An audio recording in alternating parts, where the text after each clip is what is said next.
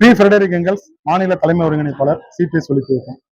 தமிழ்நாட்டின் முதலமைச்சர் கடந்த சட்டமன்ற தேர்தலின் போது அரசு ஊழியர் ஆசிரியர்களுக்கு வழங்கியிருந்த மிக முக்கியமான வாழ்வாதார கோரிக்கை என்பது தேர்தல் கால வாக்குறுதியான புதிய பென்ஷனை ரத்து செய்து பழைய பென்ஷனை நடைமுறைப்படுத்துவோம் என்பதால் வாக்குறுதி 309 படி இன்றைக்கு தமிழ்நாட்டில் இருக்கக்கூடிய ஒட்டுமொத்த அரசு ஊழியர் ஆசிரியருடைய வாழ்வாதாரமாக பிரச்சனை இருக்கக்கூடிய புதிய பென்ஷன் ரத்து செய்யணுங்கிறதுக்காக சிபிஎஸ் ஒழிப்பு இயக்கமான கடந்த 4 ஆண்டுகள்ல 77 போராட்டத்தை நடத்தி இது 78வது போராட்டம்.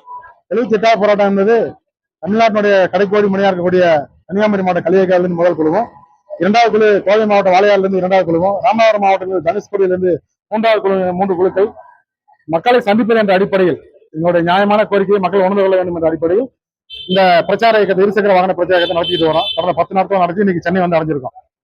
நம்மளோட கேட்பாலாம் ஒண்ணுதான். இந்தியாவில் பல்வேறு மாநிலங்கள்ல இன்னைக்கு சிபிஎஸ் ரத்து பண்ணிட்டாங்க.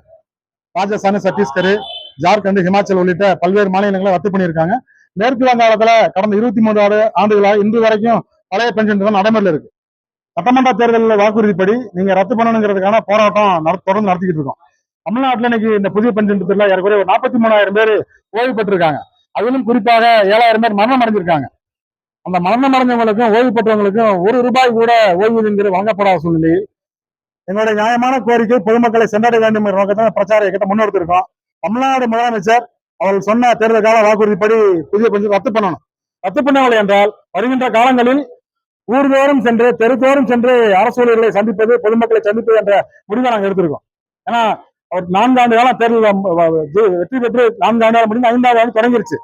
பல்வேறு சாதனைகளை சொல்லக்கூடிய தமிழ்நாட்டினுடைய முதலமைச்சர் அரசு ஊழியர் ஆசிரியர்களுக்காக இந்த மிக முக்கியமான கோரிக்கையை அவர் கேட்காத சூழ்நிலையில நாங்க தொடர்ந்து போராடுவோம். இந்த சிபிஎஸ் ரத்து பண்ண வரைக்கும் தமிழ்நாட்டில் தொடர்ந்து போராட்டத்தை நடத்துவோம் சொல்லி சொல்லிக்கிறேன்.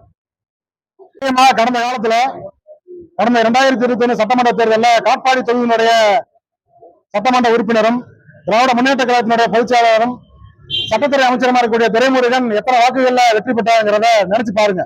இதே போல பல்வேறு தொகுதிகள்ல அவங்க தேர்தல்ல அரசு ஊழியருடைய அஞ்சல் வாக்குல வெற்றி பெற்றிருக்காங்க. அஞ்சல் வாக்கு மட்டுமல்லாது அரசு ஊழியர் சார்ந்த குடும்ப ஓட்டுகள் இருக்கு, நண்பரோட ஓட்டுகள் இருக்கு.